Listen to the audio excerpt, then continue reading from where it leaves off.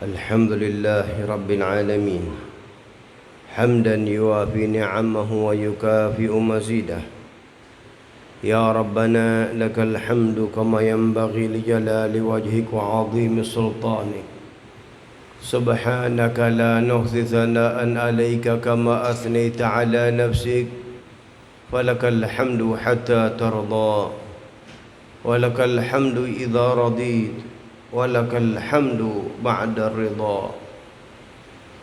وأشهد أن لا إله إلا الله وحده لا شريك له شهادة يعرب بها اللسان أما تضمنه الجنان من التصديق بها والإذعان. وأشهد أن سيدنا محمدا العبد الصادق في قوله وفعله المبلغ عن الله ما أمره بتبليغه من فرضه ونفله. عبد أرسله الله للعالمين بشيرا ونذيرا. اللهم فصل وسلم على سيدنا محمد طيب القلوب ودوائها وعافية الأجسام وشفائها ونور الأبصار وضيائها وقوت الأرواح وغذائها وعلى آله وصحبه أجمعين. أما بعد فيا أيها الناس اتقوا الله حق تقاته ولا تموتن إلا وأنتم مسلمون. وقال الله سبحانه وتعالى فإذا فرغت فانصب وإلى ربك فارغب. Hadirin sidang Jumat yang mendapat kemuliaan dari Allah Subhanahu wa taala, diizinkan kita bersimpuh kepada Allah, mengabdikan diri kita menyembah kepada Allah pada saat ini dengan melaksanakan kewajiban salat Jumat berjamaah. Pada tahun baru Hijriah yang Allah Subhanahu wa taala muliakan kita untuk dipanjangkan umur dan sebaik-baik manusia sebagaimana yang diucapkan oleh lisan mulia Sayyidina Muhammad sallallahu alaihi wasallam, khairukum man tala umruhu wa hasuna amaluh.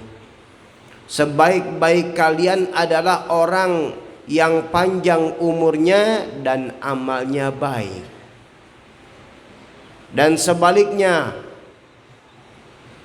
syarrukum, seburuk-buruk kalian adalah man tala umruhu wa sa'a amaluh. Orang yang panjang umurnya akan tetapi amalnya buruk. Diperbanyak umurnya, dipanjangkan umurnya untuk lebih berat lagi di dalam neraka, menjadi bahan bakar api neraka. Na'udzubillah. Hadirin rahimakumullah, untuk mengenang tentang hijrah, karena bulan ini adalah bulan Muharram, awal daripada bulan Hijriah, yang mana diambil daripada cerita hijrahnya Nabi Muhammad sallallahu alaihi wasallam, yang ini perlu kita ingat di dalam sejarah dan jangan kita lupakan. Rasul sallallahu alaihi wasallam beliau dikepung. Rumah beliau dikelilingi oleh setiap kabilah, setiap suku daripada bangsa Quraisy. Akan tetapi Allah Subhanahu wa taala menjaga beliau sehingga beliau keluar dari rumahnya, padahal beliau sudah dikepung. Mereka tidak melihat. Ada yang bilang Allah Subhanahu wa taala menjadikan mereka semua tidur sehingga tidak tampak baginda Rasul sallallahu alaihi wasallam. Intinya Allah yang jaga beliau. Keluar beliau berjumpa dengan Sayyidina Abu Bakar radhiyallahu an. Yang Sayyidina Abu Bakar bergembira hati ketika Rasul sallallahu alaihi wasallam mengajak beliau untuk hijrah, maka beliau nangis terharu. Karena dahulu dikala para sahabat lain hijrah, maka Rasul sallallahu alaihi wasallam belum mengizinkan Sayyidina Abu Bakar. Maka setelah datang izin, Rasul sallallahu alaihi wasallam mengajak Sayyidina Abu Bakar untuk hijrah. Yang pertama beliau lakukan masuk ke Gua Thur, diam di situ 3 hari. Orang kafir Quraisy datang, mereka melihat dan sampai ke goa itu, akan tetapi Allah tidak mengizinkan untuk mereka terlihat, maka orang-orang kafir Quraisy tidak dapat melihatnya.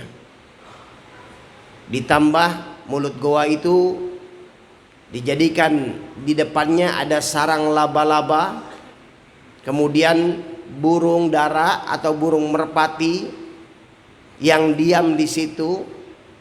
Maka mereka tanpa melihat lagi ke dalam goa, padahal apabila mereka melihat dari luar saja, melongok melihat ke dalam goa, maka akan terlihat. Maka di situ Sayyidina Abu Bakar Siddiq radhiyallahu an khawatir kepada Rasul sallallahu alaihi wasallam, maka beliau mengatakan, wahai Abu Bakar, ketahuilah tidak ada orang yang berdua kecuali Allah yang ketiganya. Artinya Allah yang menjaganya. Dengan cerita yang hebat di dalam goa itu, Sayyidina Abu Bakar masuk terlebih dahulu ke dalam goa, kemudian beliau menutup lubang-lubang yang ada, yang dikhawatirkan lubang ular. Tinggal satu lubang yang bahannya sudah habis. Baju beliau sobek untuk menutup lubang-lubang itu, maka ditutup dengan kaki beliau.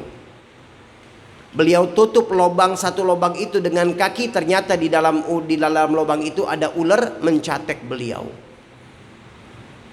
Pedih, sakit, tapi beliau tidak mau bergerak karena Rasul sallallahu alaihi wasallam sedang beristirahat di pangkuannya.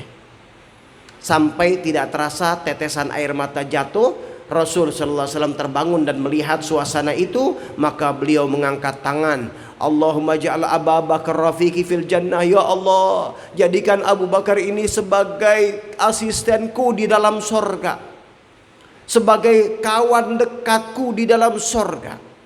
3 kali beliau ucapkan itu. Kemudian beliau meneruskan perjalanannya setelah 3 hari.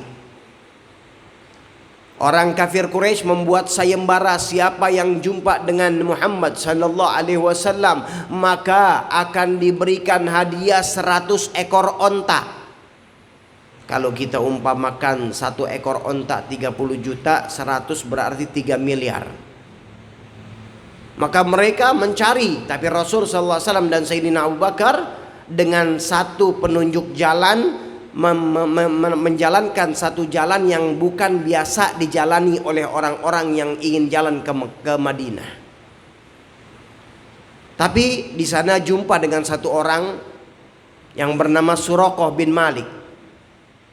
Suraqah menemui jejaknya, dikejar, berharap untuk dapat sayembara itu. Dari kejauhan dikejar, ternyata ketika dikejar kudanya ambles ke dalam tanah. Padahal jalan ini bukan jalan yang baru, jalan ini adalah jalan yang sering dilalui oleh orang-orang. Heran, tapi penasaran, dikeluarkan kudanya, dikejar kembali, sehingga yang kedua kalinya masuk lagi, dan kemudian sudah dekat lagi yang ketiga kalinya kuda itu ambles ke dalam tanah kakinya. Maka di situ Suraqah mengatakan ini bukan orang sembarang. Langsung Suraqah mengatakan, al-aman ya Muhammad. Sudah, kita damai saja, saya minta keamanan wahai Muhammad. Maka Rasul sallallahu alaihi wasallam mengabarkan kepada Suraqah, ketahuilah wahai Suraqah, kelak engkau akan dipakaikan pada dirimu baju kebesaran daripada Raja Persia. Subhanallah.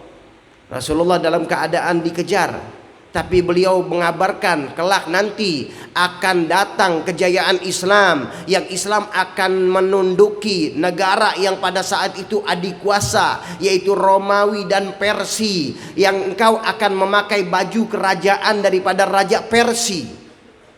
Dan itu terjadi di zaman Sayyidina Umar. Ditundukkan Persia, Iran dan sekitarnya oleh Islam. Kemudian Sayyidina Umar bertanya, "Aina Suraqah? Di mana Suraqah?" Kemudian dipakaikan baju itu untuk membuktikan kebenaran dari ucapan Nabi Muhammad sallallahu alaihi wasallam. Terus berjalan sampai beliau singgah di rumah seorang yang bernama Ummu Ma'bad. Yang mana Ummu Ma'bad ini seorang badui yang dahulu mereka kalau ingin makan tidak ada restoran, maka mampir ke rumah seseorang.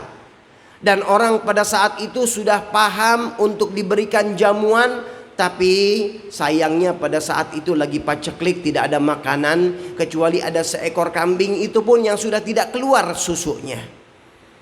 Akhirnya Rasul sallallahu alaihi wasallam minta izin, beliau memohon kepada Allah mengusap dan beliau memerah kambing itu, maka keluar susu dengan banyak diberikan kepada semuanya, termasuk suami daripada Ummu Ma'bad yang masih ada di luar, yang masih belum balik ke rumahnya, dan beliau juga bawa untuk bekalnya. Yang akhirnya suaminya bertanya, "Dari mana ini susu?" ketika datang. Maka istrinya mengatakan, "Tadi datang kepada kita seorang yang penuh berkah." Maka suaminya tahu itu adalah orang yang sedang disayembarakan oleh Quraisy. Dan akhirnya sampai baginda Rasul sallallahu alaihi wasallam ke Madinah Munawwarah, dan ketika itu beliau membiarkan tidak ada yang memegang, ontaknya telah diarahkan, maka disitulah ontak duduk dan disitulah dibangun masjid, dan disitulah awal daripada peradaban Islam dibentuk, yang mana peradaban dan cara-cara Islam yang indah, yang akhlak istimewa, yang luar biasa penuh kasih sayang dimulai di kota Madinah. Mudah-mudahan Allah Subhanahu wa taala membukakan wawasan kita untuk kembali menjadi manusia yang madani, kota-kota yang madani, masyarakat yang madani, yang penuh dengan rahmat, yang penuh dengan kecerdasan, yang penuh dengan kecendekiawanan, yang penuh dengan ketangkasan dan kewibawaan dan kemartabatan. Dan Allah Subhanahu wa taala jadikan bangsa ini adalah bangsa yang bermartabat, dijadikan kita semua saling sayang menyayangi, dan menjadikan figur kita baginda Rasul sallallahu alaihi wasallam. Amin ya rabbal alamin. Ibadallah, والله سبحانه وتعالى يقول بقوله المهتدون بسم الله الرحمن الرحيم إنا أعطيناك الكوثر فصل لربك وانحر إن شانئك هو الأبتر. بارك الله لي ولكم بالقرآن العظيم ونفعني وإياكم من الآيات وذكر الحكيم وتقبل منا تلاوته إنه هو السميع العليم فاستغفروه إنه هو الغفور الرحيم.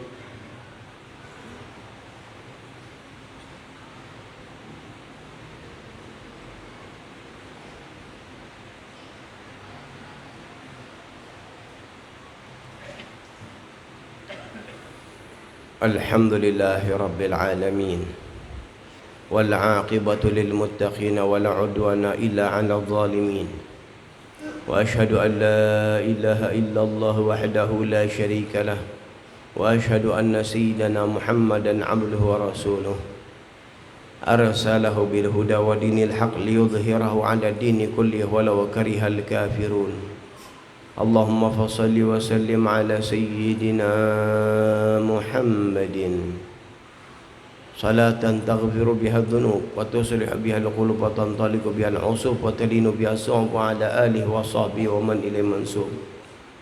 أما بعد فيا أيها الناس اتقوا الله حق تقاته ولا تموتن إلا وأنتم مسلمون واعلموا أن الله سبحانه وتعالى أمركم بأمر بدأ فيه بنفسه وثنى بملائكة المسبحة بقدسه فقال تعالى ولم يزل قائلا عليما إن الله وملائكته يصلون على النبي يا أيها الذين آمنوا صلوا عليه وسلموا تسليما اللهم صل وسلم على سيدنا محمد وعلى آل سيدنا محمد كما صليت على سيدنا إبراهيم وعلى آل سيدنا إبراهيم وبارك على سيدنا محمد وعلى آل سيدنا محمد كما باركت على سيدنا إبراهيم وعلى آل سيدنا إبراهيم في العالمين إنك حميد مجيد وارض اللهم عن أصحاب رسول الله خصوصا الخلفاء الراشدين سيدنا أبو بكر وعمر وعثمان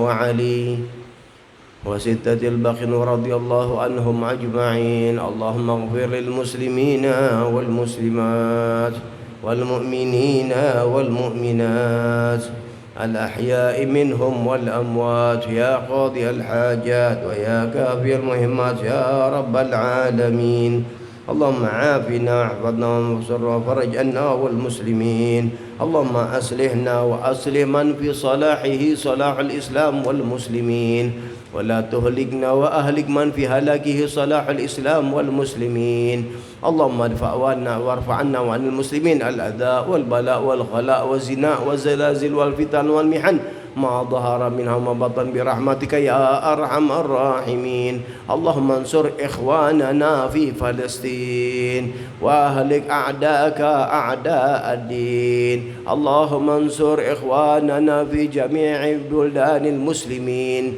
خصوصا في إندونيسيا برحمتك يا أرحم الراحمين يا أرحم الراحمين يا أرحم الراحمين عباد الله والله إن الله يأمر بالعدل والإحسان وإيتاء ذي القربى وينهى عن الفحشاء والمنكر والبغي يعظكم لعلكم تذكرون فاذكروا الله العظيم يذكركم واشكروه على زدكم ولذكر الله أكبر